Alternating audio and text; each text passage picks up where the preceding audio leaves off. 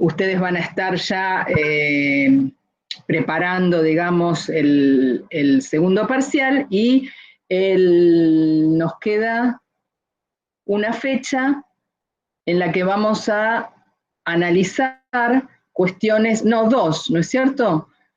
Que nos vamos a analizar cuestiones referidas a las intervenciones que los psicólogos, las psicólogas hacemos en las instituciones, ¿sí? A que ustedes puedan ver experiencias, a que puedan ver enfoques de trabajo.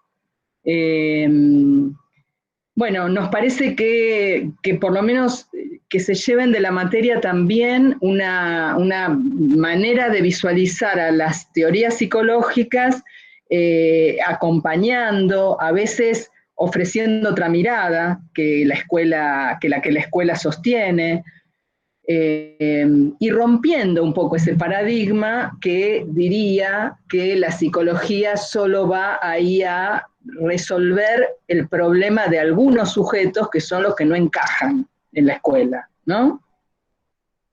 Bueno, el tema de la convivencia escolar y de la cuestión de la autoridad es uno de ellos, en los que claramente hay una perspectiva que las teorías psicológicas pueden aportar en esos términos y ayudar a pensar a la escuela como institución de qué manera la convivencia no es como les diría, el escenario, la escenografía en donde luego viene a darse la enseñanza, sino que la convivencia es un componente fundante de la escuela, ¿no? Piensen que, ¿qué hacemos todos los días? Nos encontramos ahí en las escuelas, docentes, adultos, adultas, con grupos de chicos y chicas que estamos juntos 4, 8, no sé cuántas horas,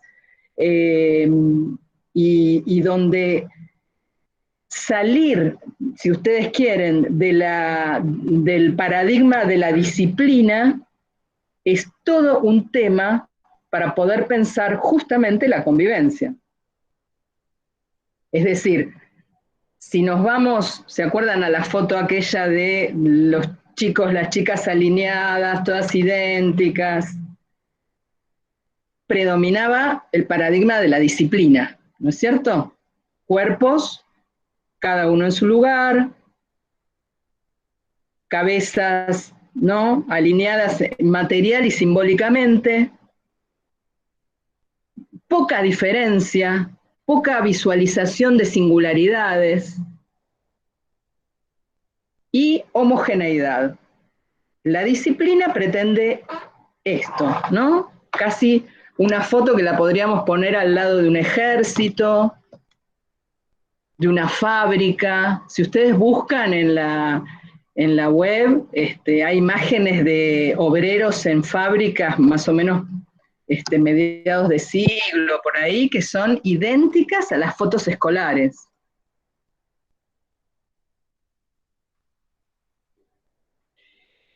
Y además, o junto con este pasaje que les digo del paradigma de la disciplina a la convivencia, hay en simultáneo una transformación social que, ahora lo vamos a ver con el texto de Philippe Mérier, provoca al interior de las escuelas una disrupción, en el sentido de que esos estudiantes que se esperan o que esperaba la escuela ya no existen.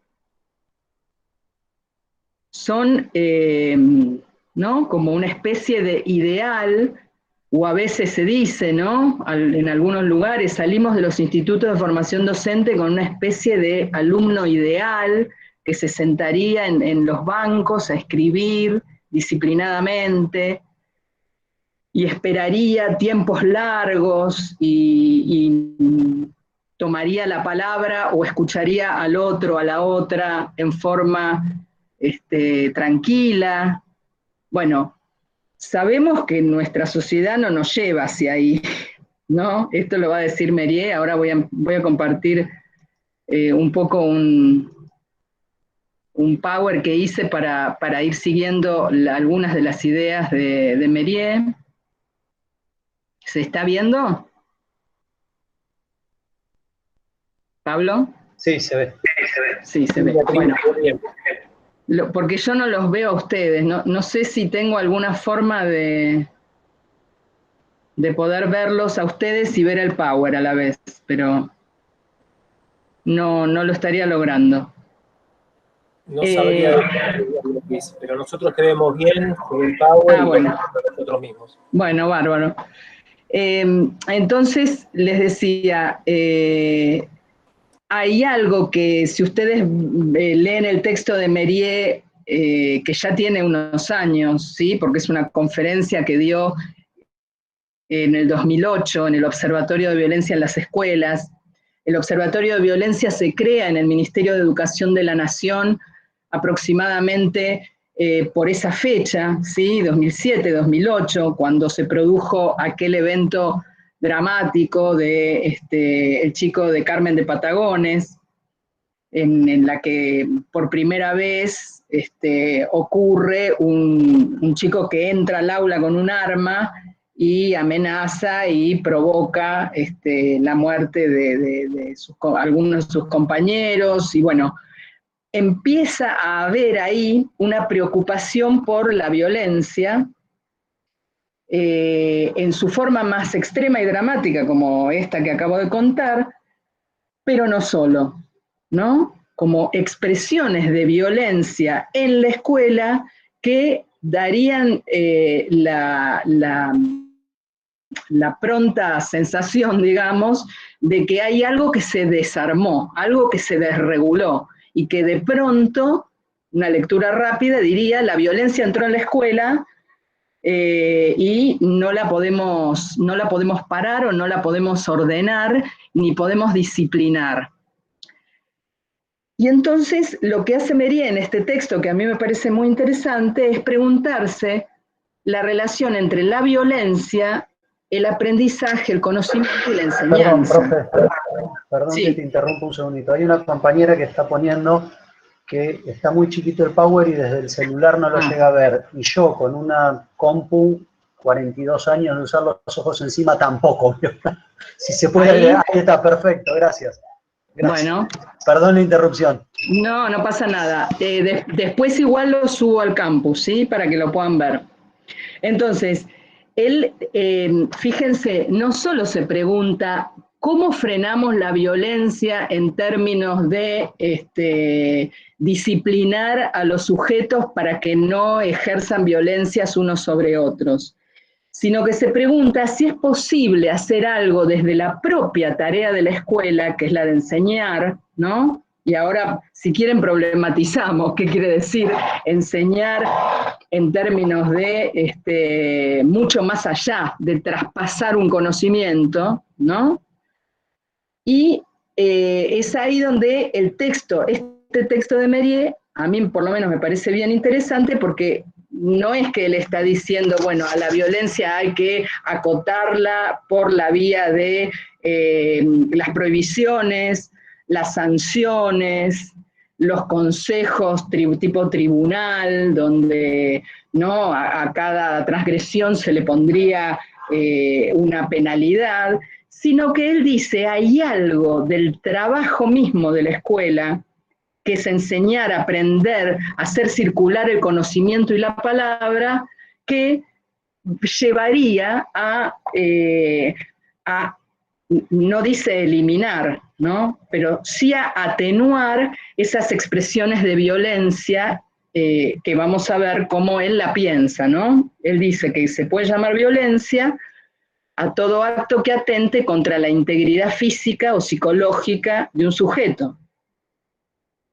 Y ahí repetí, integridad física o psicológica. Lo podríamos pensar en los términos de la materia, que la violencia es todo aquello que arrasa subjetividades, que en lugar de hacerle lugar a los sujetos y a sus producciones subjetivas, lo impide, ¿no? O lo anula. A mí me trae la resonancia. ¿Se acuerdan cuando vimos a Pierre Olanier y el tema de la violencia primaria y la violencia secundaria? Bueno, la violencia secundaria sería justamente esa que arrasa la posibilidad de un sujeto de manifestarse como tal, digamos, ¿no? Ya sea por vía del arrasamiento de la violencia física o psicológica, verbal, del maltrato, del destrato, del no reconocimiento. Y entonces, lo que va a decir Mériès en el texto, él no lo dice así con las palabras que lo acabo de decir, pero tiene que ver con esto, él asocia, ¿no?, una violencia social a la violencia escolar en los términos que les decía antes. Los sujetos, la subjetividad de la época es otra. La escuela no es más el único lugar desde donde emanan saberes, conocimientos, hasta la información, ¿no? Tenemos redes de medios, redes de redes justamente de formas de comunicarnos que ponen a la escuela en otro lugar y a veces hasta en un lugar devaluado en relación a cómo los seres humanos nos comunicamos, con la intensidad y con la velocidad que lo hacemos, y porque también, lamentablemente, y acá hay una lectura, si quieren, política de la cuestión, y es que el avance del neoliberalismo en términos de hacer de todo, ¿no?, un objeto de consumo, provoca de algún modo una devaluación de la relación humana, ¿no? Si todo es consumible, hasta un otro es consumible. Y ese otro debiera responder a lo que yo quiero que haga, que sea, que piense, ¿no? Como una especie, si ustedes quieren, de intolerancia a la alteridad, a lo que lo otro, el otro y las diferencias vienen a ser de límite, ¿no? Que un otro piense como piensa y diferente a mí, me hace de límite. Ahora, ¿qué hago yo con esa otra manera de pensar? ¿La elimino? ¿La escucho? ¿La acepto?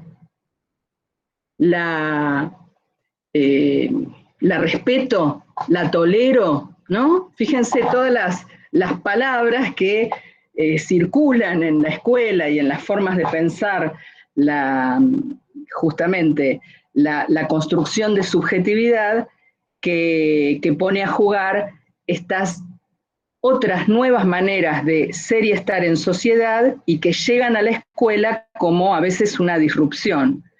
Entonces Mériès se pregunta, ¿qué puede hacer la escuela? ¿Qué posición tiene que adoptar la escuela ante esta violencia que es propia de otro contexto social?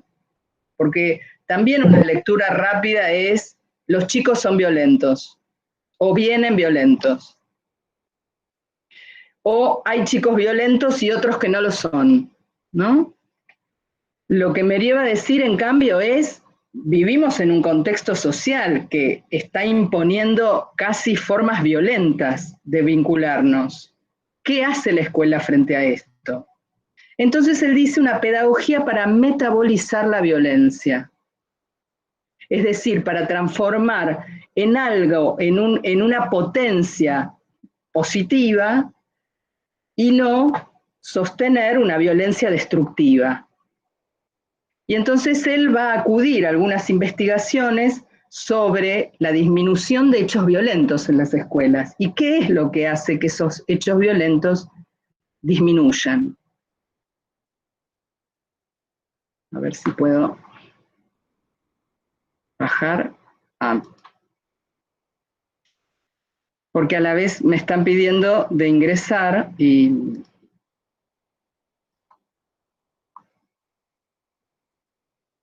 ahora tengo que, esperen, porque se me complicó, ahora tengo que volver al Power, ahí está, ahí. Entonces, algunas reflexiones de Mérier, ¿no? Que él dice que por mucho tiempo la escuela logró luchar contra la violencia, simplemente porque levantaba muros muy altos entre la escuela y los contextos sociales. Y la característica de nuestro tiempo es que los sistemas que disminuyen o que contienen, ¿no?, a las familias, a las expresiones de grupos de jóvenes, de niños, de niñas, todo eso comienza a diluirse, ¿no? Las referencias religiosas, las referencias morales, todo lo que podía compartirse de otras maneras en otro tiempo, comienza a perder la capacidad de marcar a las subjetividades contemporáneas.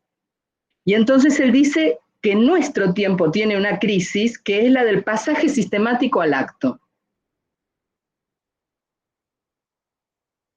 ¿Qué querrá decir esto, no? Pasaje al acto. No sé si Mérier lo toma en el sentido psicoanalítico, ¿no? Yo creo que él hace alusión a las formas en que justamente el impulso no puede ser contenido, ¿no? Y en cambio se acelera una forma de reacción que es también propia de un cansancio, de una sociedad del cansancio, en donde los chicos y las chicas también están como empujados a hacer, ir de acá para allá, aprender esto, lo otro, ir a la escuela, ir a inglés, ir al fútbol, y con poca función de adulto que contenga ese despliegue, ese crecimiento. Entonces, Mérier le va a llamar pasaje sistemático al acto a esa imposibilidad de demorar una respuesta, de decir, bueno, hay mediaciones que a mí me permitirían, antes de un pasaje al acto, mediaciones simbólicas que a mí me permiten vivir con otros en contextos sociales. Entonces él dice que, esto es muy interesante en el texto, ¿no?, que la escuela es el lugar donde los chicos tienen que descubrir la ley, pero no construir la ley. Y descubrirla en el sentido ley, en el sentido antropológico, ¿no?, no en el sentido jurídico, que es, ahí sí apela al psicoanálisis, la ley, que uno podría llamar la ley simbólica, eso que ordena socialmente y que es la prohibición del incesto, la prohibición de impedir el bien común y la no apelación a la violencia. Estas tres interdicciones, va a decir Mérier, serían algo propio de una ley antropológica que no están en discusión. Son así.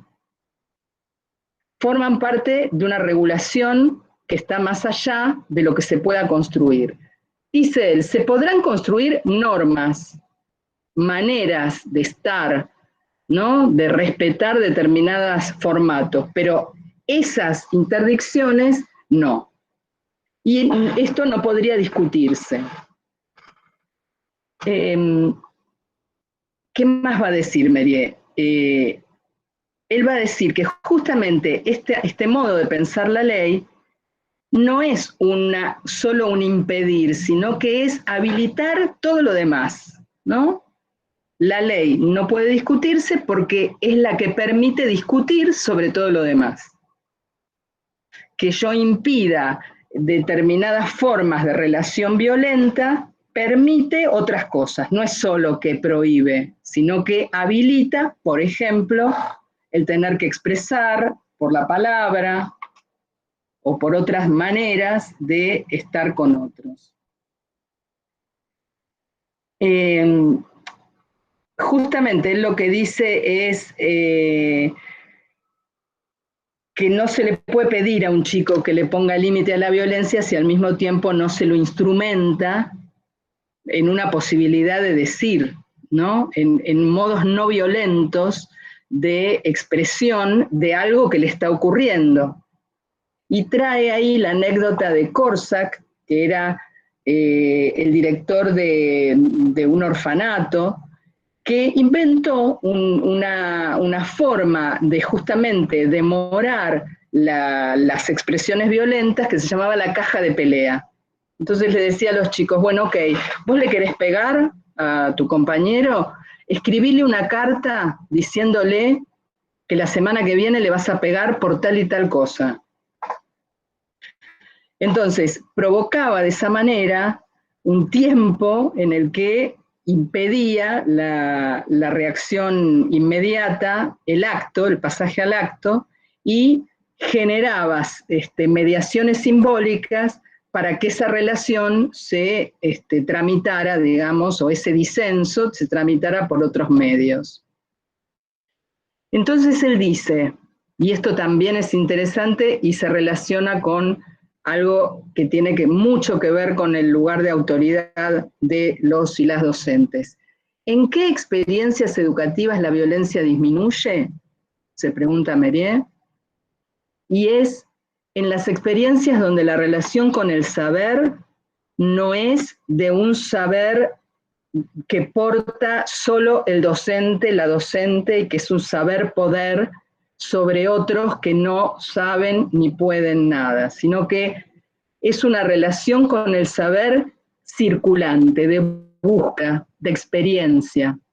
Se funda la autoridad en un lugar que no es la persona del maestro, sino que el maestro o la maestra es alguien que experimenta con la verdad.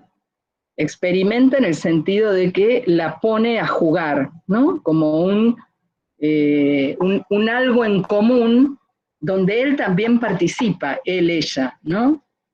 No es la autoridad que dice porque yo lo digo, sino que es aquella que pone a disposición objetos culturales, de conocimiento, etcétera, para poder investigar sobre ellos. Otro elemento que pone a jugar es lo artístico. Él dice, las experiencias donde la violencia disminuye tienen que ver, primero, con la posición del docente, la docente en relación al saber. No somos dueños del saber. Lo ponemos a disposición y circula. Las expresiones artísticas, como expresiones de lo que cada uno, ¿no? Quiere decir, y decirlo artísticamente, también son experiencias que disminuyen la violencia. Y finalmente dice el efecto establecimiento, que sería algo así como, ahí donde hay un proyecto institucional en el cual las estudiantes sienten que vale la pena estar, vale la pena inscribirse y renunciar a algunas cuestiones, entonces ahí también hay disminución de la violencia. ¿Se acuerdan de esta imagen?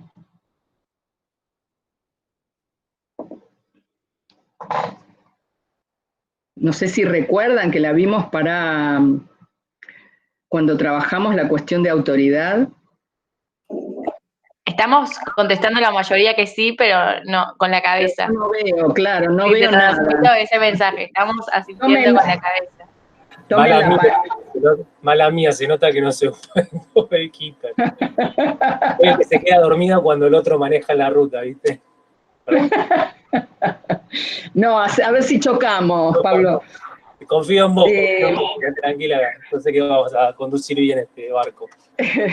No, quisiera retomar ahora esta imagen, ¿no? Que yo la utilizo habitualmente para pensar ese lugar de autoridad, ¿no? Que Mérier lo dice con otras palabras, le da otra vuelta, lo pone en relación a qué disminuye la violencia, pero bueno, me gustaría que veamos ahora qué ven, ¿no? Si de lo que trabajamos antes se resignifica algo. ¿Qué dirían hoy de esto? Abran el micrófono y hablen porque no veo a nadie.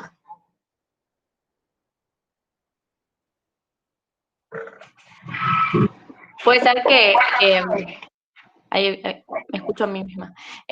Nada, que dibujando algo que es como el porvenir, que antes lo veíamos de una forma, ahora siguiendo esta idea también es un poco delimitar y imponer cuál es me imagino como si fuese una enseñanza, bueno, ya estoy delimitando a qué quiero o qué proyección tengo de esa persona, en este caso de ese huevo, para que sea. Claro. Sí, sí. El punto es de qué manera, ¿no? Diría Mériès en el texto, bueno, yo no solo impongo una forma a ese huevo, el cuadro podría decir eso, claro. Un pintor que dice, de este huevo va a salir este pájaro y no otro. Pero a la vez su mirada es una mirada de proyección, es decir, no está reproduciendo el huevo, ¿no? Está habilitando una transformación en ese sentido. En ese sentido, para mí, es una imagen que uno podría tomar como una metáfora de la relación de autoridad.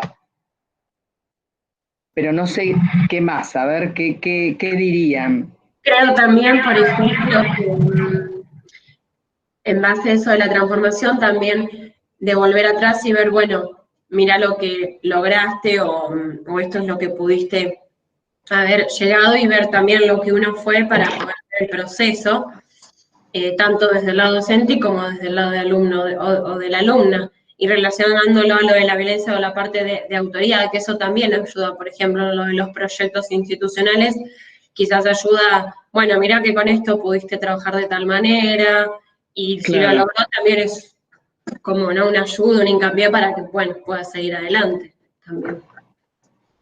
Uh-huh. Sí, claramente me parece que la idea de proyecto, ¿no? Y de que hay algo que se va a transformar está en juego. Y una especie de no statu quo, ¿no? De que es posible una transformación. Esto también tiene que ver con lo que plantea Mériès en su texto, digamos, ¿no? Es como decir, bueno, no aceptemos que la violencia social es y que entonces a la escuela no le queda otra que dejarse inundar por ella, sino que hay algo desde la propia pedagogía, desde la propia enseñanza, que las docentes podemos hacer para transformar ese espacio, ¿no? Se me ocurre pensar también en esta idea de la confianza, como confianza a priori. Esto de que el chabón, no sé, el pintor no sabe si el huevo está fecundado, si el huevo va a ser o no un pájaro, pero a priori él ofrece esa confianza y le da ese espacio para que el huevo sea. Pero por otro lado, me falta la opinión del huevo. Sí, claro. Está muy bien, porque Laurence Cornu lo que hace es justamente anteponer la confianza como un movimiento que instituye, ¿no? Es instituyente la confianza, no viene después, cuando todo me indica que esa persona va a responder bien. Es la confianza que se da a veces sin esperar nada después, para después. Y es una apuesta. Pero ¿cuántas veces ustedes habrán escuchado en las escuelas o en distintos lugares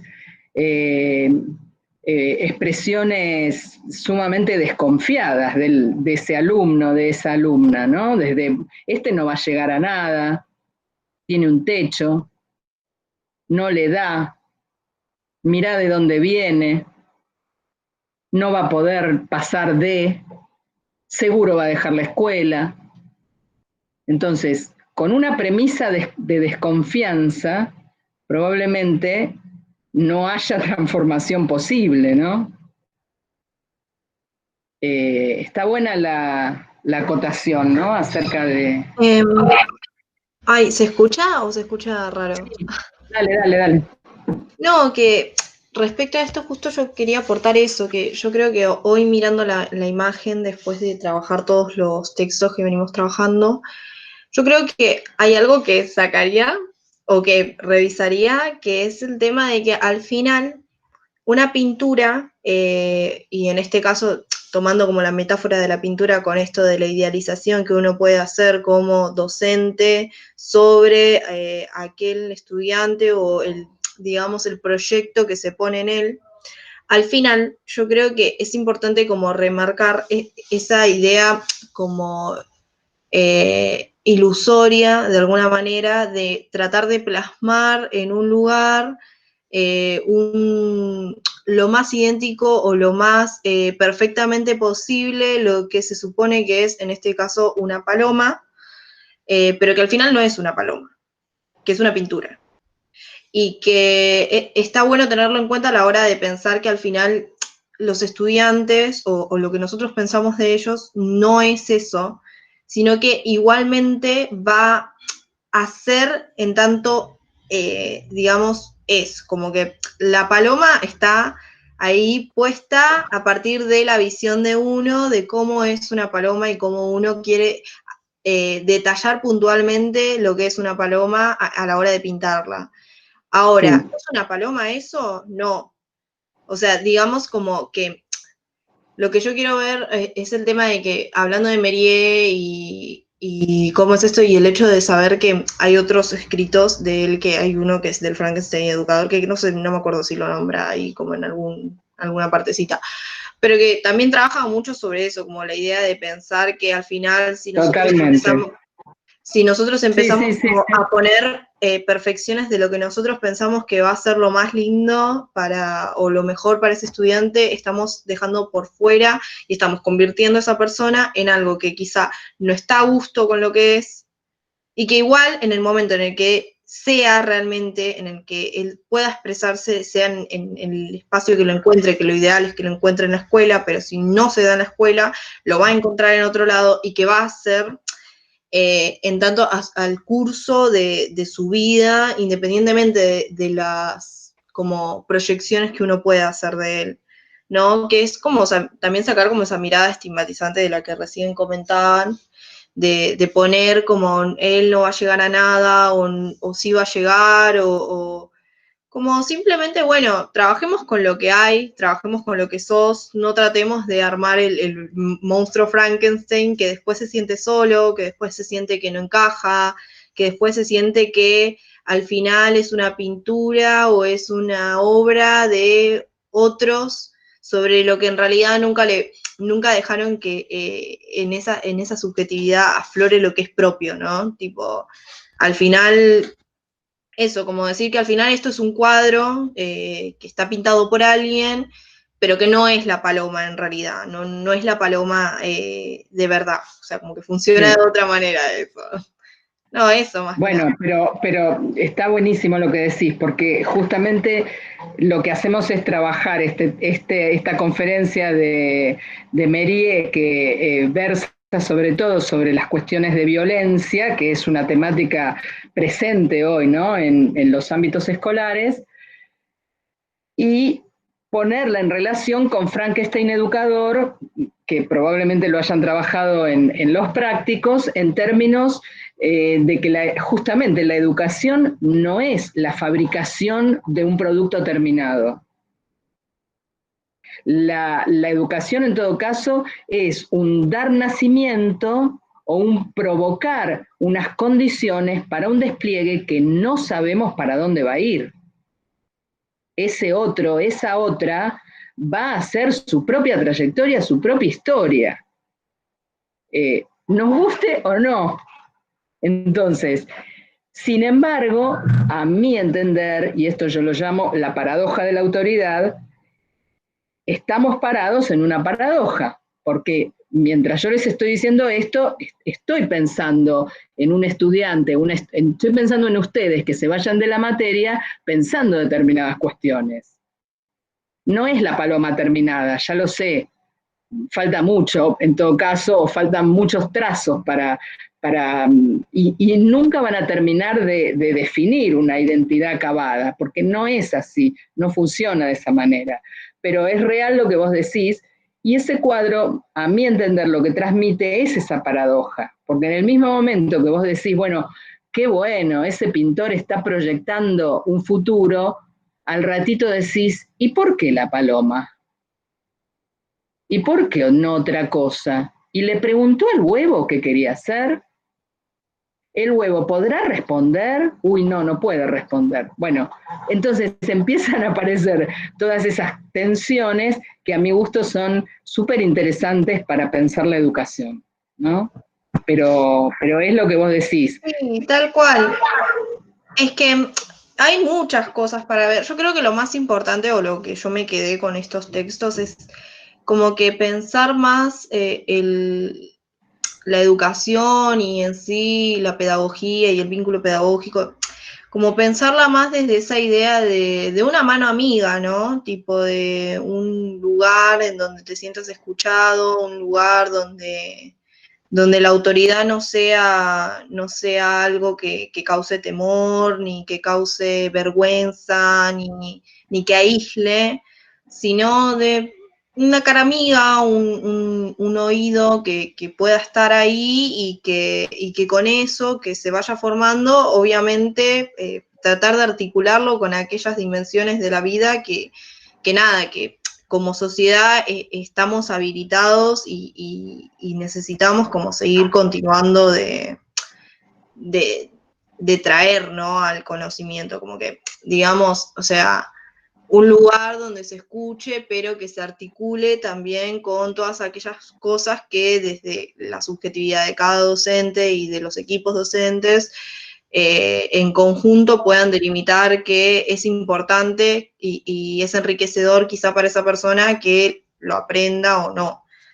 Y nada, y también esto un poco de la paloma, como pensarla, no sé, desarticularla un poco y pensar que uno siempre piensa en la libertad o las alas, como que si algo, como que uno siempre tiene que ir, no sé, como esa idea de poner en el estudiante ese proyecto futuro y como cargarle eso de vos tenés que ser libre, vos tenés que esto, vos tenés que lo otro, o si vos no volás, o como, no sé, como ponerle todas esas proyecciones que al final yo pensaba, ¿por qué no piensan en un ornitorrinco que quizá es un ser totalmente único en su especie, como quien diría, que comparte, a ver, usando todo esto metafóricamente, ¿no?, que comparte características de un tipo de animal con otro tipo de animal, pero que es una fusión que al final da un producto que es único, digamos. Bien, O sea, está bárbaro, está bárbaro. El punto es que, nada, Magritte pintó eso, entonces nosotros lo usamos como forma de darle todas estas vueltas que le estamos dando a un problema. Y está muy bien lo que traes porque refleja esto que sostengo, que hay algo paradojal. Y es verdad que la relación pedagógica, incluso filosóficamente, se puede pensar como una relación amistosa, pero no es una amistad entre pares. Hay una asimetría. Y hay algo ahí que es irreductible. Y que entonces, hasta si querés, es enigmático. ¿No? Steiner se pregunta eso. ¿Qué hace que un ser humano, mujer, varón, lo que fuera, tenga la capacidad y la posibilidad de transmitir a otros? ¿No? ¿Que sabe? No. Rancière y el maestro ignorante van a decir no. La transmisión no se basa en el saber. Alguien puede saber, y les debe pasar, muchísimo de algo y no les transmite nada. O transmite un lleno. No deja lugar a que haya pensamiento. Para mí la transmisión está hecha en todo caso de provocar esto, ¿no? De provocar pensamiento, de provocar disidencias, de provocar algo diferente de lo que uno está pensando. Entonces, sí, hay un componente amistoso, amoroso, si querés, pero que la hace diferente a otras relaciones. ¿no?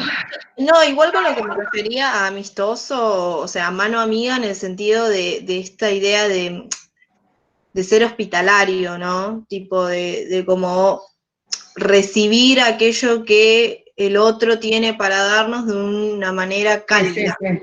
Cálida. Sí, sí. Es como que no de amigos, ni hablando desde la amistad como un vínculo particular entre personas que comparten mucho más que quizá un año o un cuatrimestre en el caso de universitario, pero a eso voy, como la idea de hospitalario en tanto que Sí, sí. uno recibe de buena manera y da todo de sí para que esa persona en el momento, a ver, hospitalario es como cuando quien viene a tu casa y uno lo atiende, con la idea de, bueno, que pases un momento grato acá, básicamente, independientemente de si sea cercano. Sí, pero ¿no?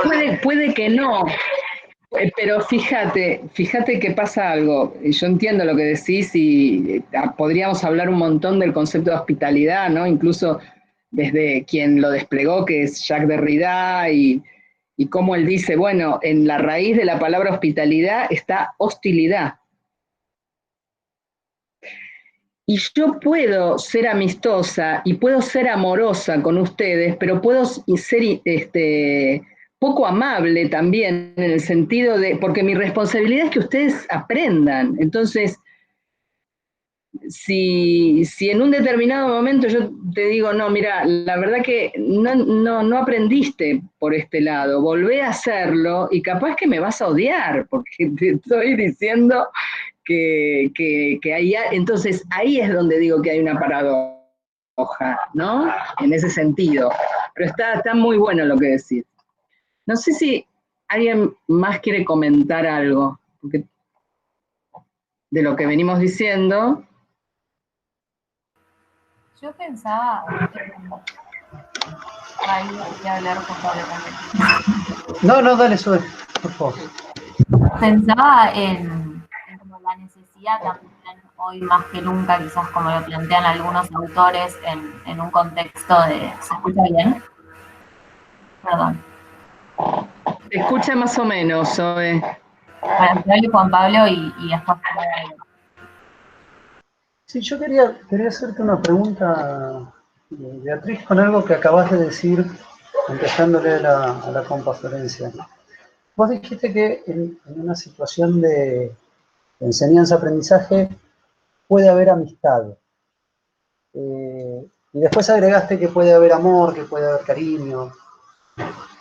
¿Cómo puede haber amistad entre, o sea, no entiendo cómo puede haber amistad entre un docente y un alumno? Amor y cariño sí lo entiendo. No sé, tal vez es porque soy docente de inicial, entonces no me puedo pensar amigo de uno de los nenes con los que laburo, y sí entiendo el amor y el cariño que le tengo que poner al trabajo. Y tal vez vos, como profesora de la facultad, trabajando con adultos como somos todos nosotros, se puede pensar, perdón esta interrupción, pero no logro entender el concepto de que puede haber amistad con el alumno. Sí, tal vez no lo pienso en el sentido habitual de la palabra amistad, de decir vení, vamos a contarnos nuestras vidas, sino amistad en el sentido de poder estar en una relación en donde yo me abro a un reconocimiento de ese otro, incluso lo que le pasa a ese otro me puede transformar a mí, ¿no? Como docente. Y donde, donde esa apertura es a una alteridad. Cuando uno tiene un amigo, se abre a lo que ese amigo o amiga le trae, y en el mejor de los casos vos no lo querés domesticar a tu amigo, querés que sea el que es.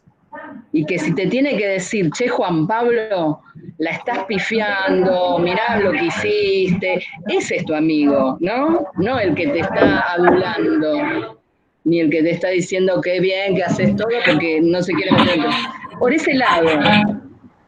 Perdón.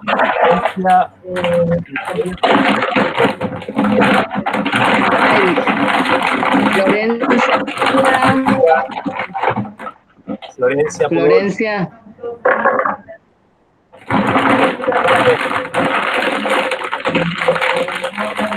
Beatriz, podés silenciar la voz, me parece. Perdón, Florencia, te silencié. No estoy siendo amigable, pero bueno. Bueno, al respecto, dale, Pablo. Al respecto sí, porque pensaba también que me parece que una de las grandes tareas en la academia es poder no utilizar los términos que habitualmente tenemos a la mano, más bien en la punta de la lengua, sino poder darle profundidad. Cuando Beatriz hablaba de amistad, a mí me surgía la referencia etimológica a la noción de filía, ¿no? En Aristóteles, justamente cuando le escribe, se supone, a su hijo, en Ética Nicomacheo, hace una referencia a la amistad, y la amistad para los griegos en este punto no tiene nada que ver con el Día del Amigo que vamos a transitar en breve, cuarentena mediante, refiere justamente a ese lazo amoroso que se distancia del lazo amoroso entre lo que se conocía como el vínculo pedagógico entre un erómeno y un erastes, ¿no? La famosa pederestaría a la cual se hacía referencia en el banquete de Platón, ¿no? Entre Platón y Alcibíades.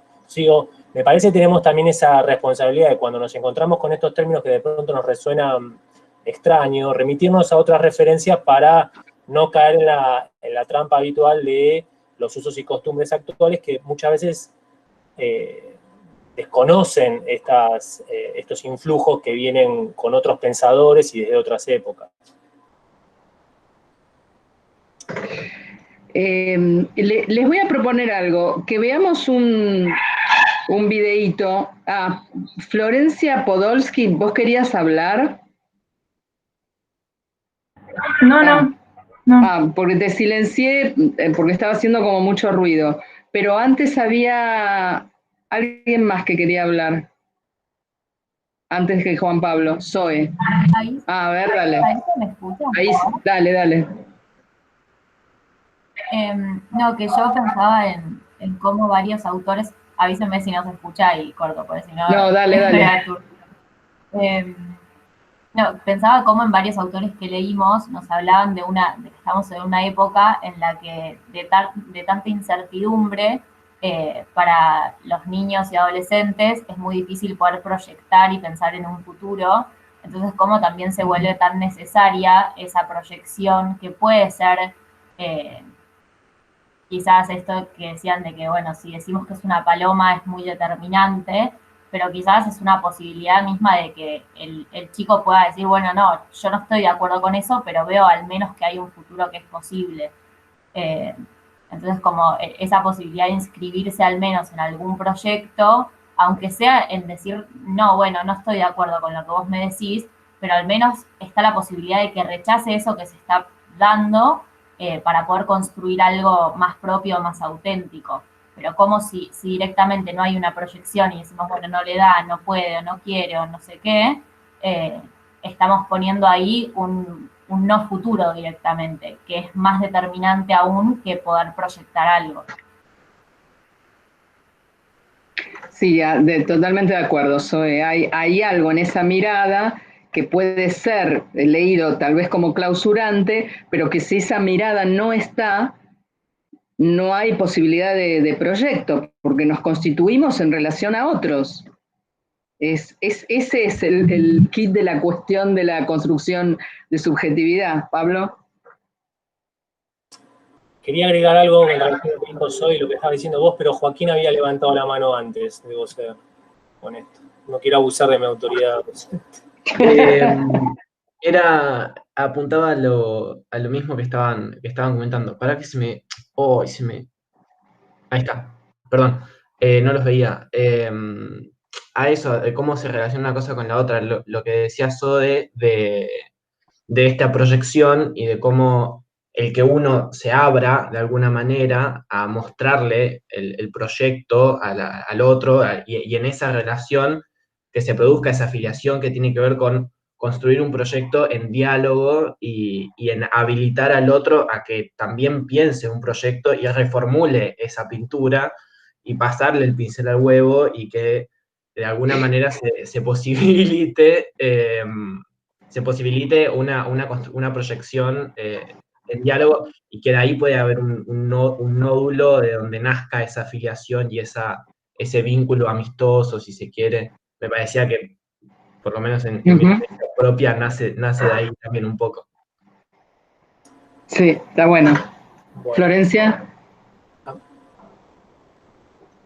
No, que para aclarar quizá todo eso que generó confusión, tipo, digamos, de cuando yo hablé de hospitalidad y vos hablaste un poco de la amistad o el vínculo que entendemos como amistad, yo quería, o sea, como remarcar, como para traer un ejemplo y que sea más claro a lo que me refería.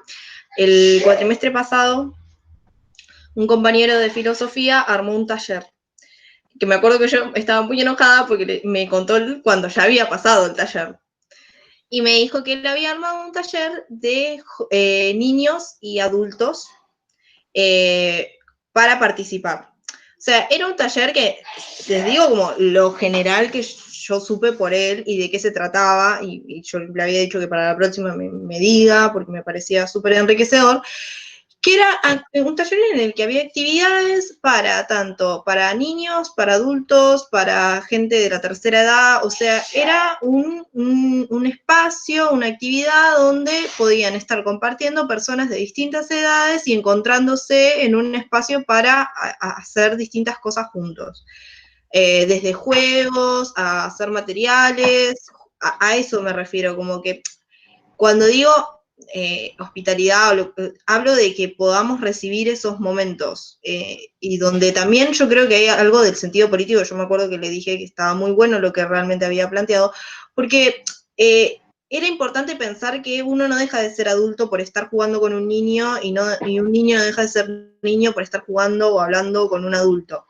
Entonces, en el momento en el que en esa actividad él planteaba un poco de esto desde lo político, de distribuir el poder y que los chicos puedan hacer, no separados, no decir, bueno, acá está el grupo de los grandes, acá está el grupo de los chicos, sino que todos en conjunto puedan armar una actividad, puedan jugar, puedan pertenecer, digamos, en ese momento determinado, o en 1 hora de taller o 2 horas, a un encuentro en común, en donde quizá esa lógica de poder entre adultos y niños se pueda como distribuir un poco mejor en un lugar así. A eso iba más que nada, como a ese tipo de encuentros que se pueden dar, y que yo pienso que es muy enriquecedor también para entender un poco la lógica de quienes al final son los protagonistas de la educación, son los estudiantes, y que esos estudiantes a veces son estudiantes universitarios o pueden ser niños como los que dice Pablo de inicial. Y que no por eso no tienen voz o no pueden compartir algo de lo que ellos vivencian en sí, cómo quieren transitarlo, ¿no? Bárbaro, gracias. Está bueno. Nicolás, ¿querías decir algo? Bueno, tal vez no me conocía mucho, pero cada vez que yo veía la imagen que mostraba María de la imagen de Magritte, pensaba en ese pasaje de Hermann Hesse en Demian, donde se define la autoridad o el pasaje a la mayoría de edad como ese romper el cascarón en el que estamos inmersos, y que solo una vez que pudo romper el cascarón pudo llegar a crecer. Pero bueno, un crecimiento doloroso sin duda, pero que al fin rindió sus frutos, digamos. Una ilusión, un dato de color, digamos. Bien, bien, es interesante, sí, porque hay que pensarlo de ese modo, ¿no? Si el crecimiento o el despliegue, ¿qué supone? ¿Con qué rompe, no? ¿Rompe un lazo? ¿Rompe ese lazo con ese otro que está de alguna manera proyectando para ese huevo, digamos? O no, o de alguna manera siempre estamos ligados, ¿no? La autonomía, ¿se logra? ¿Nos logramos desprender, ¿no? de la autoridad? Bueno, son preguntas, pero preguntas para seguir pensando, ¿no? No para respondernos ya. Pablo. Gracias, Beatriz. Yo quería retomar un poquito esto que dice Nicolás, lo que había dicho Zoe, vos misma, Beatriz, y Joaquín, con relación a esta imagen y todo lo que empezó surgir hoy, que es muy distinto a lo que hablamos en la primera oportunidad que nos trajiste el cuadro Magritte, ¿no? Y primero quisiera decirles que el dilema acá, la cuestión, podría circunscribirse quizá desde una perspectiva más estructuralista, la noción de anticipación. Es decir, una estructura que anticipa al sujeto, pero una estructura que en los términos que vimos podría significar un acto de violencia simbólica, un acto de violencia primaria, vimos creo que con una de las autoras, pero que, permítanme hacer una distinción y una aclaración acá, no es lo mismo la violencia que la agresión. En su raíz etimológica, la violencia significa un exceso de fuerza, una abundancia de fuerza sin connotación, como sí la tiene el concepto de agresión, que implica un daño al otro. Entonces, podría decirse que la estructura en este sentido efectúa sobre el sujeto al cual arriba ella, un acto violento de insuflar ahí una abundancia, una sobreabundancia de fuerza, que puede ser un proyecto institucional, el deseo de ese pintor de que, como habían dicho, sea una paloma y no un ornitorrinco, ¿no? Pero que es muy distinta la conceptualización de esta violencia que se impondrá luego para efectuar un daño, toda vez que no da lugar al deseo que se va produciendo en ese sujeto que adviene a esta estructura anticipada, estructura estructurante, podría decirse, a justamente una posición en la cual esa estructura, por efecto privilegiado que tiene en el tiempo de anticiparse al sujeto, imprime con fuerza y vitalidad algo de un orden, pero que al mismo tiempo permite o se sustrae, no es una estructura totalizada ni totalizante, se sustrae de poder imprimir con fuerza un sello acabado, sino inscribir una marca con la cual el sujeto luego irá a hacer algo en línea con esa marca o en resistencia a ella. O sea, ahí hay, creo, como estructuralmente la complejidad del asunto que pone en el núcleo de esta cuestión la ética. ¿Sí? Podría decirse la ética del inconsciente, que hace después cada uno con esas fuerzas propias que lo habitan y cómo las despliega en otros. Me parece que ahí hay una cuestión muy importante y que se vio con el caso que vos dijiste, Beatriz, en Carmen de Patagones, ¿no? O sea, que hizo esa estructura institucional, que no escuchó, que no alojó el sufrimiento, que hicieron esos pares, ¿no? También al efectuar sobre el sujeto ciertas inscripciones, valga recordar cómo lo llamaban, ¿no? Qué mote le habían puesto, qué etiqueta le habían puesto, recuperando algo del anterior práctico, ¿no? Entre etiqueta, nominación y demás. Y creo que de ahí lo que a mí siempre me interroga es qué posición ética uno juega en esta paradoja como la sitúa Beatriz.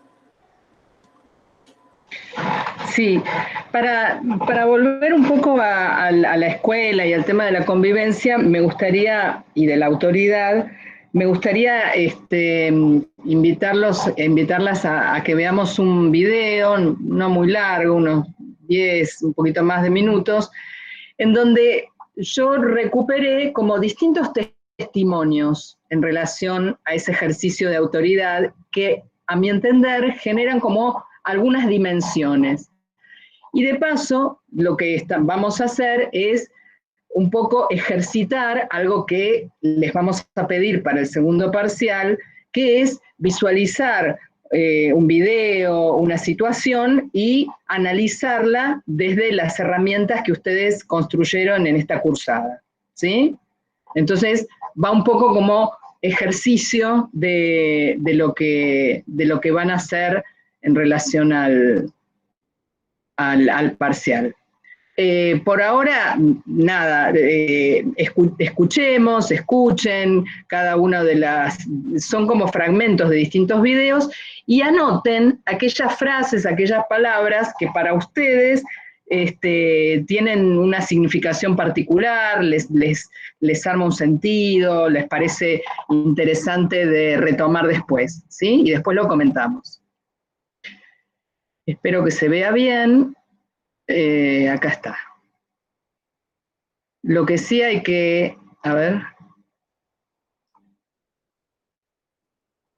me tienen que avisar si se ve.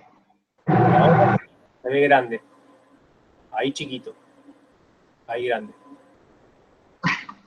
Una autoridad sería aquel que tiene la palabra siempre. Se escucha muy bajito, Beatriz. Que puede manejar a los ahí chicos veo. de determinada manera para que ellos hagan lo que él diga. Es un maestro que te exija las cosas, que te ponga límites, pero que él también respete sus límites, que no te grite, que no te diga las cosas de mal manera, pero que te sanciones si es necesario, pero que no te diga las cosas de mala manera. Los profesores cuando dicen cosas a los chicos que no tienen que decir, como un insulto, o que nos ha pasado un insulto, o ha llegado a tratarlos mal. Un maestro con autoridad lo describiría como una persona que sin forzar al alumno, el alumno entendiera lo que le explica y cumpliera su cometido. Un maestro autoritario es una cosa de antiguamente, que parecía que a los alumnos en vez de hablarle había que castigarle como le pegaban con las reglitas en la mano. Eso es un maestro autoritario.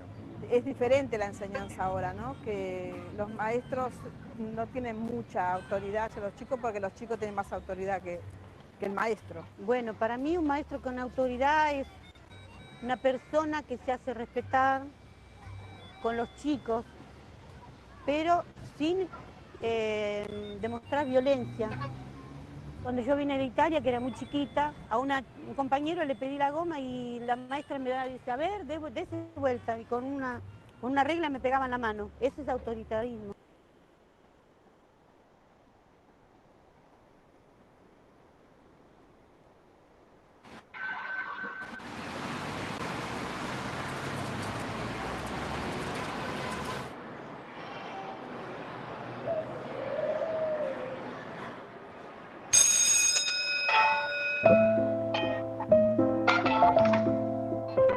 Hora de recreo en una escuela pública. El momento de estudio da paso al de descanso. Esta es una alternancia que se repite de un modo tan cotidiano en los patios de nuestras escuelas que resulta difícil pensar que en algún momento pudo haber sido de otro modo. Sin embargo, no siempre fue así. El modo en que nuestro país decidió organizar su currículo escolar y los espacios que ocupan maestros y alumnos fue producto de un arduo debate que derivó, en 1884, en la sanción de la Ley de Educación Común, la 1420. Esta ley, sancionada hace 130 años, ya no rige nuestro sistema escolar, pero la impronta que imprimió la educación de nuestro pueblo hoy sigue más vigente que nunca.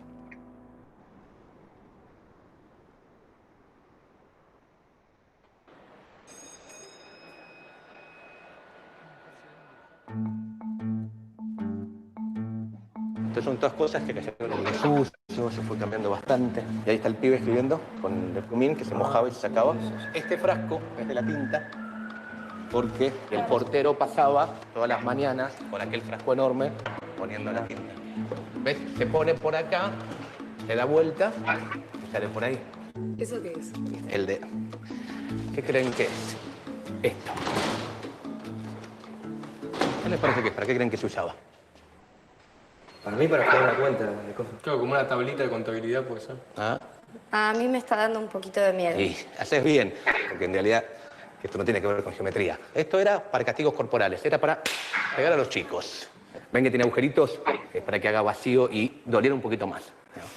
Esto se llama palmeta, y para el museo hubo que hacerlo, porque no quedaron muchos de estos objetos, porque la ley 1420 los prohíbe, pasan a ser prohibidos los castigos corporales y afrentosos, y la escuela deja de tener estos objetos para empezar a tener de estos, ¿no? Y uno puede ver cómo entre estos dos objetos está la pelea educativa de entonces, cómo se pasa de una educación del pasado, basada en los castigos, a una educación del futuro, basada en la enseñanza.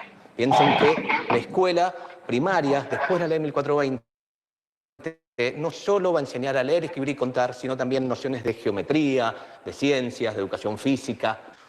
Esto se venía debatiendo hace bastante tiempo, ¿no? Ya desde la época de la independencia aparecía la idea de cómo tiene que ser la educación de la nueva nación.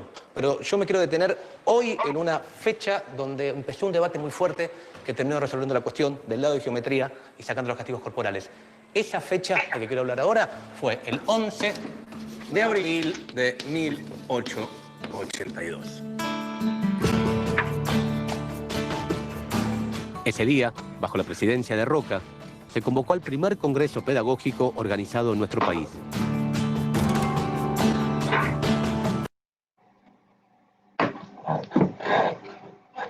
Pensar la amistad es pensar toda relación con un otro. Es mucho más allá de pensar si me junto o no me junto con mis amigos a ver el partido de Argentina. Es pensar la relación con el que justamente me excede. ¿Cómo me relaciono con aquel que no es como yo? ¿Me puedo relacionar, de hecho, con alguien que no es como yo? ¿Y cómo, no? O sea, al pensar la amistad estoy pensando eso. Estoy pensando esa relación con mi diferencia. Y en nuestro lugar de trabajo, como docentes, ese otro que se nos presenta permanentemente es el alumno. También es la institución, obviamente, pero es otro problema ese, ¿no? De otro tenor, con otras categorías, pero en principio en el aula es el alumno.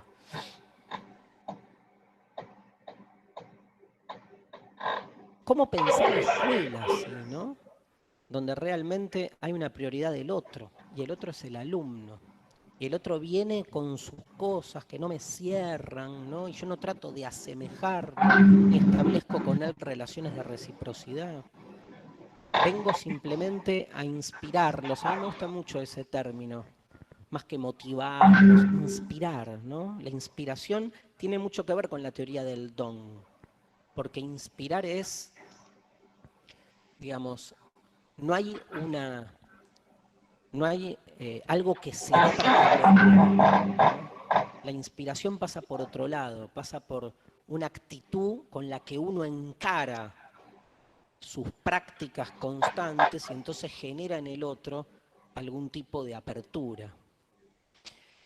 Yo creo que en ese sentido la inspiración que puede generar un docente hacia un alumno es todo lo contrario al paradigma del autoritarismo, ¿no? En esa relación tan mentada, tan conflictiva, esto lo analizan tantos pensadores, que es la relación entre autoridad y autoritarismo, ¿no? ¿Qué significa que como maestros tengamos autoridad y cuando esa autoridad se vuelve autoritaria? Yo creo que en ese sentido no hay docente que tenga más autoridad, después de todo lo que estoy diciendo, que aquel que está todo el tiempo redefiniéndose a sí mismo, o sea, asumiendo su propia debilidad. Aquel que frente al alumno no tiene que colocarse ni en un lugar, ¿no?, de superioridad, ni definitivo, ni cerrado, sino que frente al alumno está mostrando permanentemente sus propias incertidumbres, su propia búsqueda.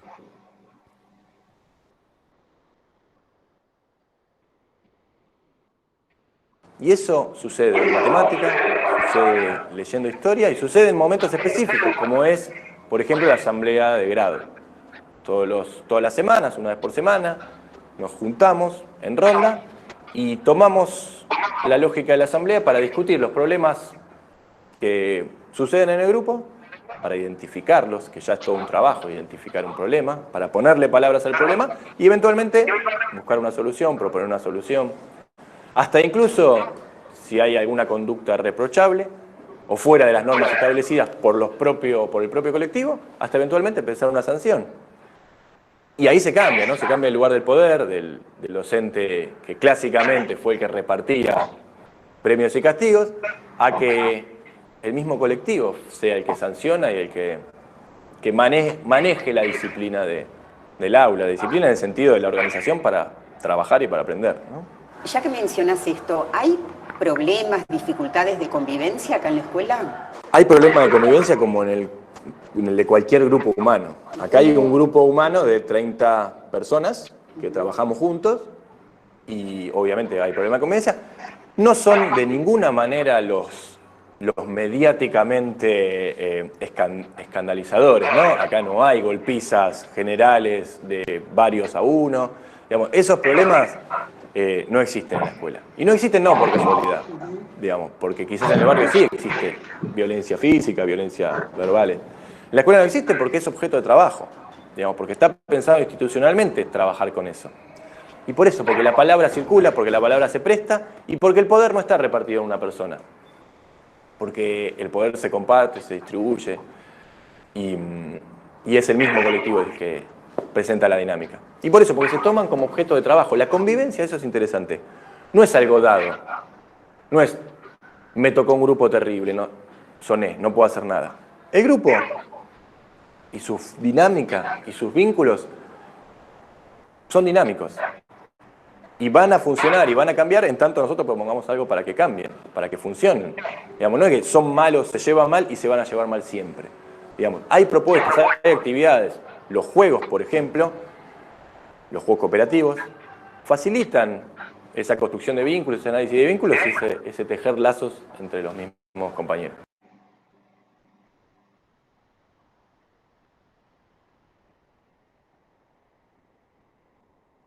Facilitan excusas. Yo me animo a decir que no hay nada que a nosotros nos imponga hacer una práctica mediocre, reproductiva, mecánica, enajenante. Yo, insisto, es polémico, porque puede tener sus matices, pero yo me animo a decir que no estamos obligados a eso, ni estamos sobredeterminados a realizar una práctica improductiva. La mayoría de las veces que no suceden cosas es por nuestras propias imposibilidades, que por supuesto las tenemos todos, yo continuamente me encuentro, pero no le puedo echar la culpa a otro, no le puedo echar la culpa a la familia de mis alumnos, no le puedo echar la culpa a la directora, no le puedo echar la culpa a la lógica del sistema educativo, no puedo decir que la escuela fue pensada para reproducir el sistema por más que lo haya sido, pero hoy en día hay muchas cosas que se pueden hacer que, insisto, contribuyen con una sociedad distinta.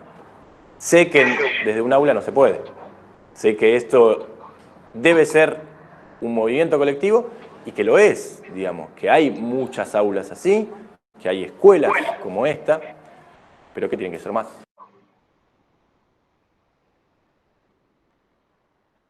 Voy a tomar el tema que salió al principio sobre la imposibilidad de nuestros niños, ¿no? Las supuestas, las falsas imposibilidades de nuestros niños. Empieza en una reunión de personal, directivos que no están hoy, en ese momento estaban, casi de paso, para cumplir, proponen leer un texto. Y ese texto decía que nuestros alumnos, siendo pobres económicamente, pertenecían a la pobreza simbólica. Es decir, que nuestros alumnos, además de comer mal, carecían de símbolos. Entonces yo volví a mi casa y necesitaba discutir eso y necesitaba escribir porque tenía, no los principios ideológicos, tenía los hechos concretos de ese día y del día anterior. Y dice así: sin oídos ni saludos arrancan las conductoras con unos textos paracaídos. Dice así la vice que nuestros niños pertenecen a la pobreza simbólica y sigue hablando sola. ¿Pobreza simbólica o pobreza económica?, pregunto yo. Serán villeros y marginados, comerán pocos y hacinados, desolladas víctimas del saqueo. Trabajarán como ejército de reserva, abocado de la gran ciudad. Mañana changarines, mucamas, repartidores, tal vez pintores de ocasión, albañiles de albañales o costureros a destajos. Pero eso no significa que sean pobres de símbolos. Vivir en una villa nunca implica carencias intelectuales ni falta de cultura como nos quieren hacer creer. ¿Acaso alguien puede no tener cultura? ¿Pobreza simbólica ellos? ¡Ja! ¿Pobreza simbólica Nicole, que cose signos como sus padres cosen telas? ¿Es pobre Nicole que crea, crece, sueña, inventa y despliega? Justo ayer, Nicole se paraba silenciosamente para abrir su cuaderno y yo miraba. De pronto iban apareciendo unas formas, como talladas en vidrio con marcador, surgidas de su genio creador. Impulsada solamente por sus bríos fantásticas, por su libertad de alfarera, Nicole diseñó una tortuga en paisaje de vitral. ¿Pobreza simbólica? ¿Pobreza simbólica, Eric, que anhela saber todo sobre el universo? Y no porque quiera ser astronauta, sino simplemente por saber, como él mismo afirma. ¿Es pobre Eric, que sabe ciencia y es poeta? Justo ayer, él levantaba la mano para presentar una comparación. Yo les proponía que completaran la frase, ¿es triste como? Y ahí salían los clásicos, ¿no? Es triste como nene sin juguete, triste como llorar. Pero Eric dijo, es triste como una laguna. Y sentenció, a mí las lagunas me parecen tristes. ¿Pobreza simbólica Ivana, que lucha y aprende como lucha su madre por dar de comer a sus 1000 hijos? ¿Pobre Ivana, que escucha, atrapa y reconstruye? Justo ayer, luego de la pincelada de Eric, completamos, es dulce como. Ivana no dijo dulce como el dulce de leche, ni dulce como un caramelo, ni dulce como la miel. Ivana dijo, es dulce como el sol, porque no hay cosa más tierna y suave que ese calor marino en el invierno. Pobreza simbólica a Paulo, que a pesar de todos sus abandonos y sus diarios mendrugos, piensa y siente, siente y piensa. Pobre Paulo, que saborea la poesía y se anima a compartirla. Justo hoy, luego de escuchar Un son para niños antillanos, de Nicolás Guillén, Paulo levanta la mano para decir, sin que nadie se lo haya preguntado, la parte que más le gustó. Un cañón de chocolate contra el barco disparó, y un cañón de azúcar, le contestó. Y dijo, me gusta porque parece que es dulce, y yo me imagino comiendo algo dulce. Pobreza simbólica Naila, que busca palabras para la risa y también para el llanto. Pobre Naila, que escucha y se hace oír con su voz suave y precisa. Justo hoy, después de la dulzura de Pablo, ella comparte lo que escucha entre líneas, lo que se oye más allá de los sonidos. Cuando la cantante canta la estrofa que dice, ay, mi barco marinero con su casco de papel, ay, mi barco negro y blanco sin timonel. Naila comenta, ¿viste que canta como cuando vas a llorar? Es porque está triste. ¿Pobreza simbólica a estos niños? ¿O pobres de símbolos serán los que inventan categorías para falsificar lo que ni siquiera conocen? Gracias, Horacio. De nada. Gracias a ustedes.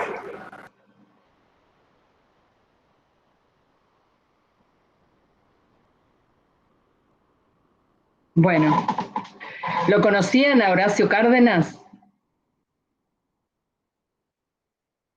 Este maestro enseña en el Distrito 13, en la villa del Bajo Flores, y bueno, nada, escribió un libro que se llama Diario de Ruta, parte de lo que él lee tiene que ver con ese texto, y ojalá hubiera muchos como él, nada más. Bueno, ¿qué escucharon? ¿Qué les parece? Estuvo Horacio, antes Darío, Zeta, antes Pablo Pinó, que lo conocen, historiador de la educación, y al principio gente de la calle, chicos, adultos, adultas. ¿Qué les quedó?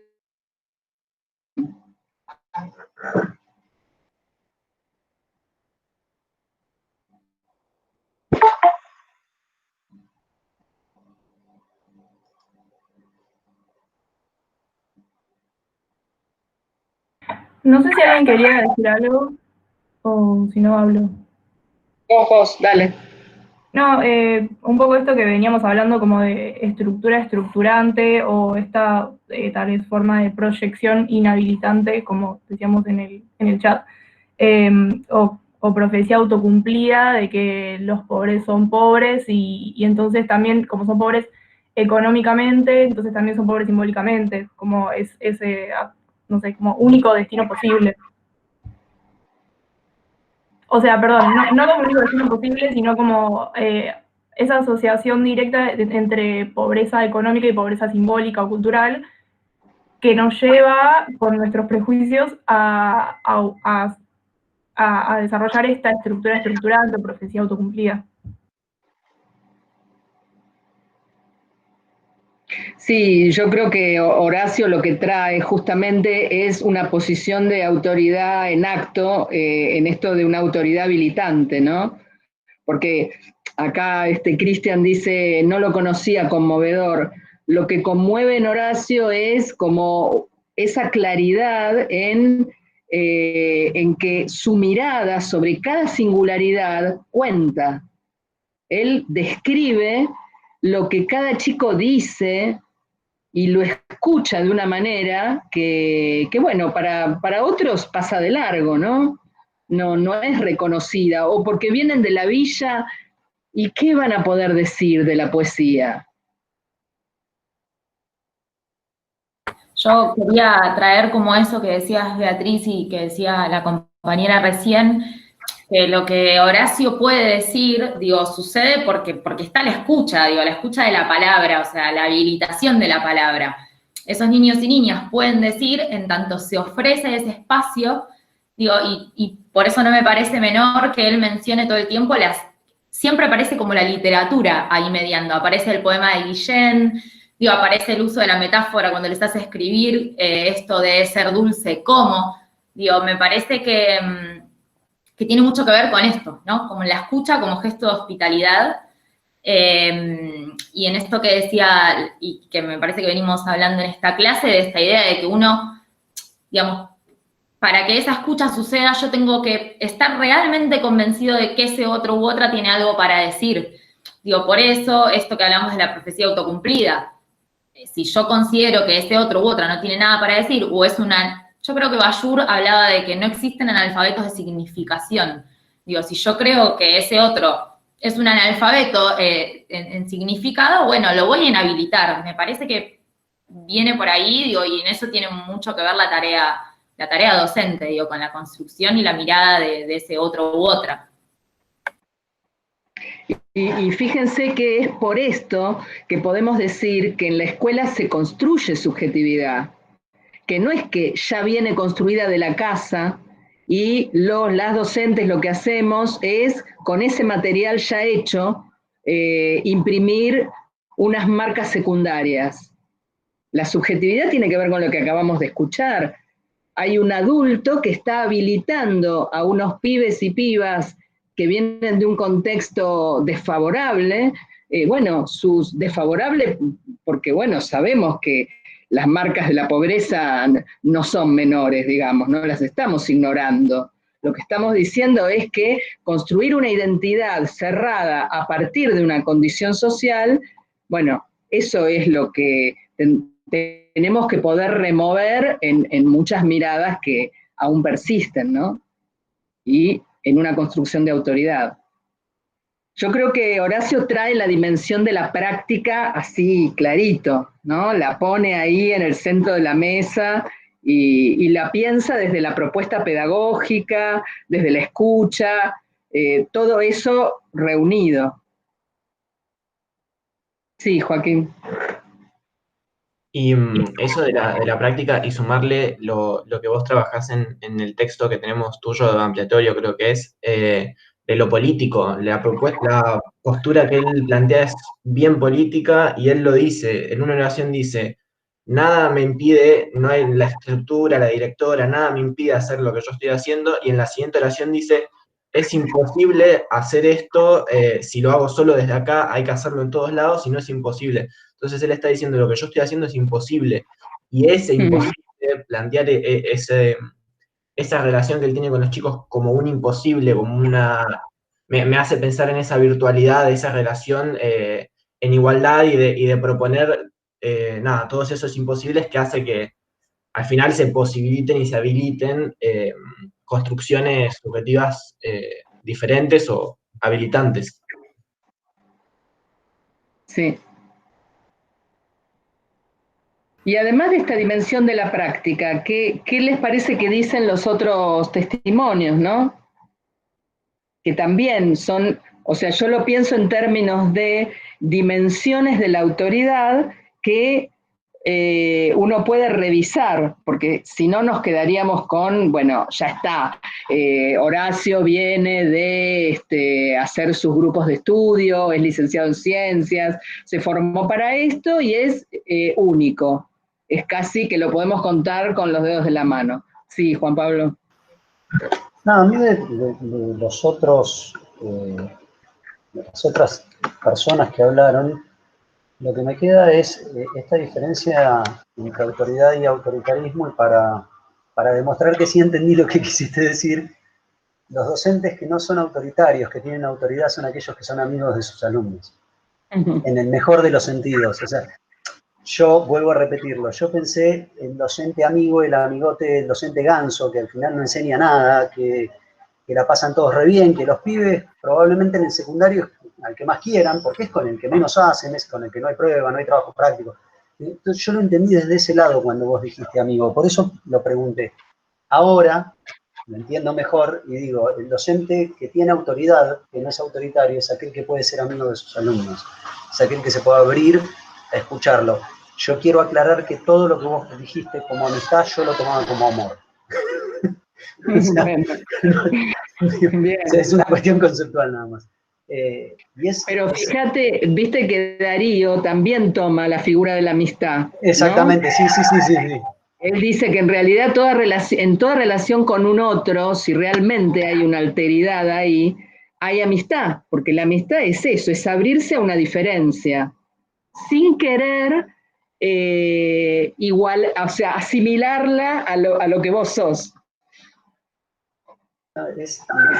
Fue muy interesante las dos personas más grandes, la señora que dijo yo venía de Italia, pedí la goma y me pegaron, o el señor que dijo, porque el docente autoritario es el de antes, el que a nosotros nos gritaba y nos maltrataba. O sea, poder marcar esta diferencia, lo mismo, interesantísimo. O sea, me alegra mucho que hayan tenido que hacer la palmeta para poder ponerla en el museo. Digo, si alguien lo hubiese guardado, me preocuparía un poco el por qué se guardó antes de que sea un museo, ¿no? Pero esto hasta buscar que tenga pequeños agujeritos para que haga sopapa y buena más, digo, ¿no? Eso es autoritarismo, 100%. Sí, pero si bien hoy no hay palmetas, probablemente haya otros medios de castigo. Y a veces se piensa que la convivencia se regula por ahí. Entonces, cuando ustedes lean la ley 26.892, lo que dice, bueno, que haya sanciones, pero que las sanciones sean formativas, no penas o castigos, sino que haya algo de un límite que el sujeto puede incorporar, pero para formarlo como sujeto. Claro, ustedes dirán, pero y bueno, ¿y dónde, qué es una sanción formativa? Y hay que pensarla en cada caso, en cada situación, ¿no? Y además otra cosa, lo que creo que Pablo Pinot trae también es esa perspectiva histórica y normativa que nos permite pensar que también en las políticas educativas, las leyes, las resoluciones que el Consejo Federal va sacando, todas esas letras que a veces decimos no sirven para nada, los diseños curriculares, ¿no? Que decimos, bueno, ¿y esto dónde está? Sin embargo, van transformando la educación. Ahora, está en nosotros, ¿no? En nosotras, cuando ustedes sean asesores, asesoras, hacer valer esa otra perspectiva, ¿no? Normativa hay. El punto es, ¿qué hacemos con eso? Quiero pensar con esto de cuando hablaba Pinot del paso del castigo a la enseñanza, que como en esto de plantear una cosa y la otra, plantea como que en la enseñanza, o sea, que en el castigo no puede haber una enseñanza, o eso me llevó a pensar a mí, como que en el castigo hay una imposición, no hay un proceso de apertura en el que podemos dialogar y podemos construir, que podríamos asemejarlo más a una enseñanza.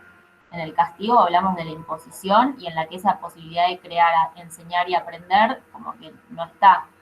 Y esto que planteaban de las sanciones como formativas, algo que se hace en el colegio que trabajo, que quizás nos podemos cuestionar a veces porque no siempre dan los resultados que se esperan, que muchas veces frente a alguna problemática que haya, por ejemplo, dos chicos que en un conflicto se quisieron ir a las manos, después que ellos puedan plantear en afiches o en charlar con sus compañeros o en hacer un debate o en algo, que reflexionen sobre qué aprendieron de eso y de sacar alguna alternativa para laburar como grupo de qué podemos hacer frente a esa situación en la que nos quisimos ir a las manos.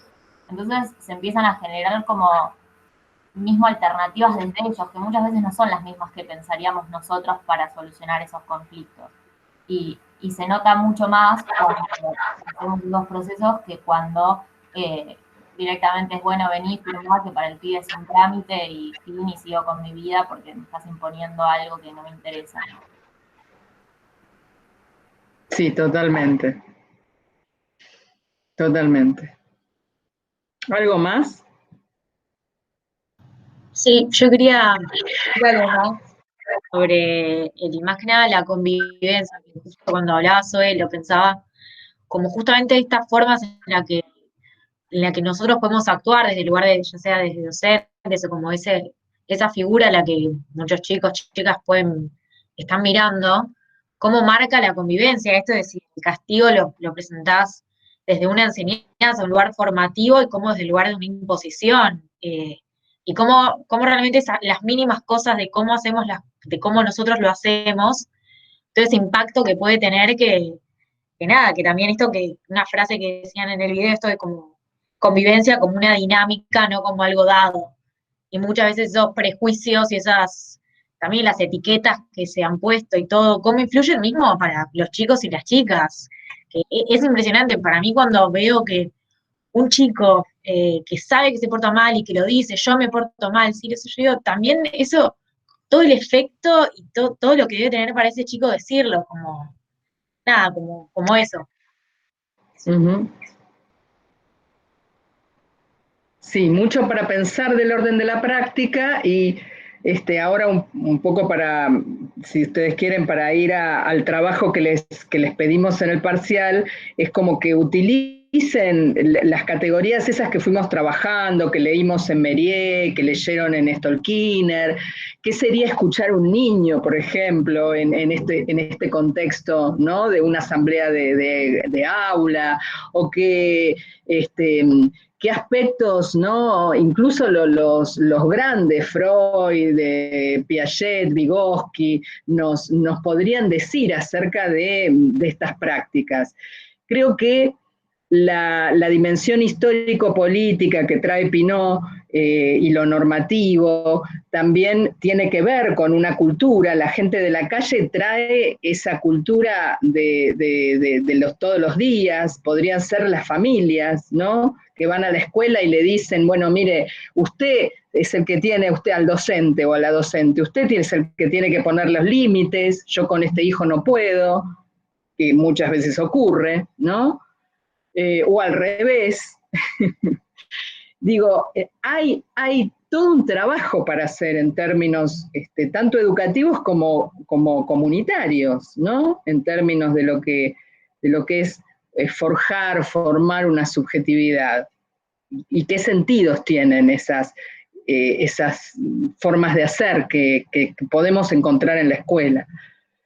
Y finalmente me parece que Darío Zeta trae una perspectiva muy interesante en esto de, él dice, no tanto motivar, sino inspirar. Me gusta esa idea, porque... Y yo no puedo, es lo que hablábamos antes, no voy a producir un producto final con ustedes, ni nadie, de la cátedra ni de la facultad. Lo que vamos a hacer es provocar en ustedes, inspirar pensamiento, inquietud, y con eso son ustedes los que van a hacer de ustedes mismos y de ustedes mismas algo. Una formación, ¿no? Una transformación. Me quedo con ese posicionamiento que trae Darío, que es interesante, ¿no? Para poner a dialogar, y bueno, y la invitación es a que hagan este trabajo con algunos de los elementos de los videos que les propusimos. A ver cómo nos va. Bueno, si no hay nadie más, Pablo, ¿querés cerrar algo? ¿Querés decir algo? No. Nada, como siempre, va la clase grabada al campus, también el Power, y nos vamos a encontrar el jueves que viene un poco para charlar sobre lo que les dije antes, tema intervenciones, y vamos a hacer un último encuentro, el 5 creo que es, no, bueno, el jueves que en 15 días, el 30. O tenemos 2 jueves más, me estoy equivocando me parece. Bueno, tenemos un último. Las clases terminan el 8. Ah, el 8. Y nosotros tendríamos jueves 23 y jueves 30, y no sé si el jueves 6. Bueno, por eso se los vamos a contar después, pero la idea era que podamos hacer un encuentro con toda la cátedra en este horario del último jueves, ¿sí? Para despedirnos. ¿Mm? Bueno, nos vemos la próxima. Chau. Dale.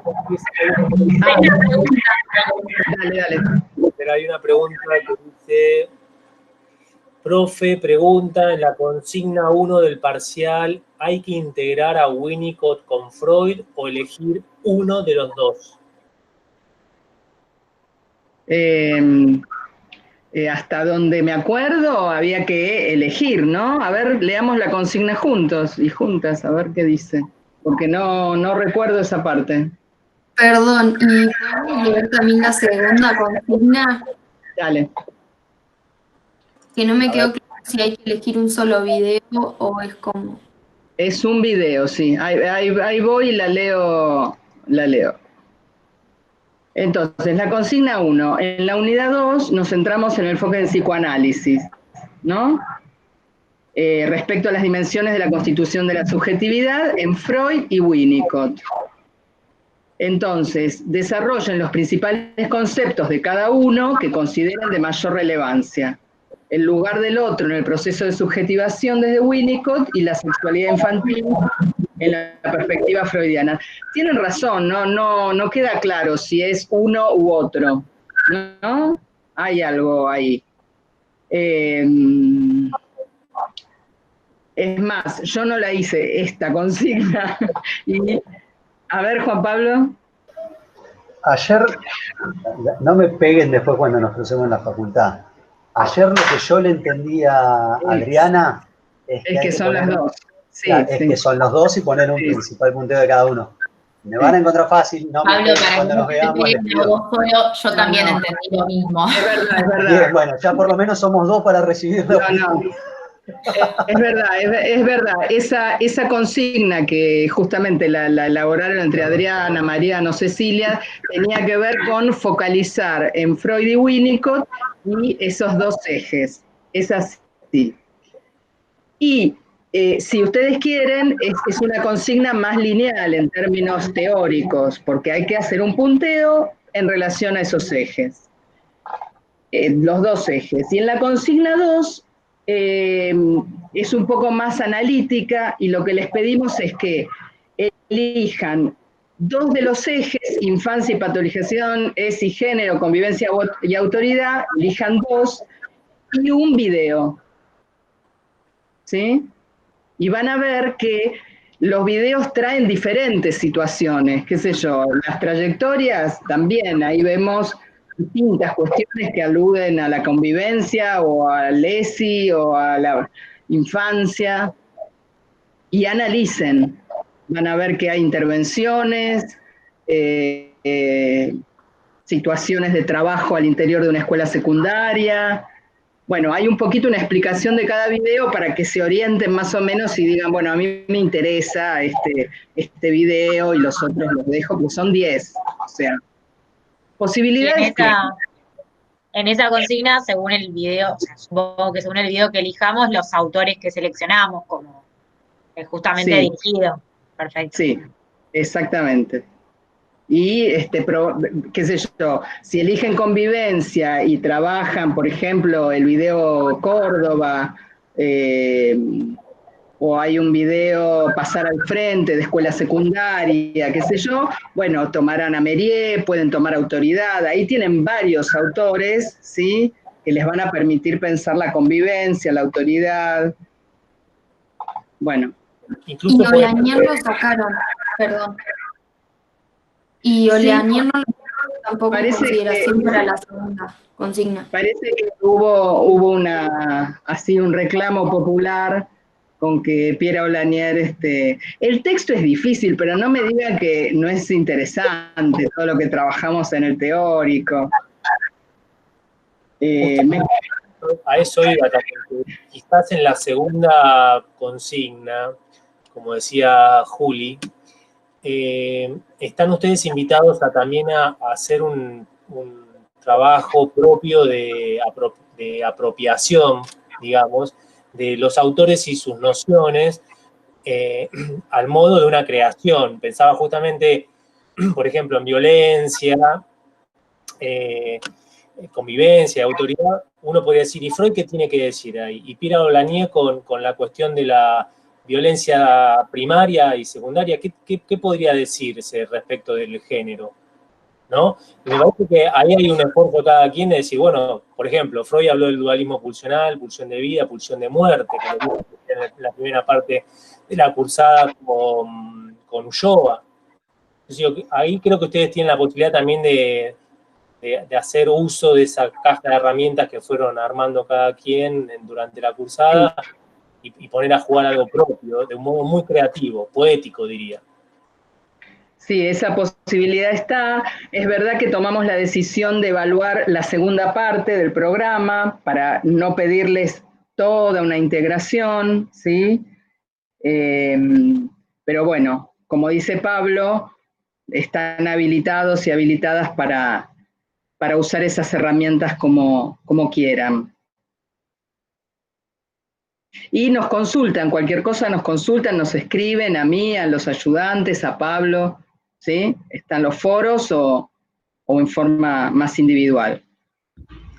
Profe, ¿y la modalidad sigue siendo 2 integrantes o va a ser personal? Sí, puede ser de a 2. Ah, buenísimo eso. Sí. Porque tenía a mi compañera con el que trabajé el primero y queríamos saber si podíamos hacerlo de nuevo juntas o era algo separado. Sí, gracias. Sí.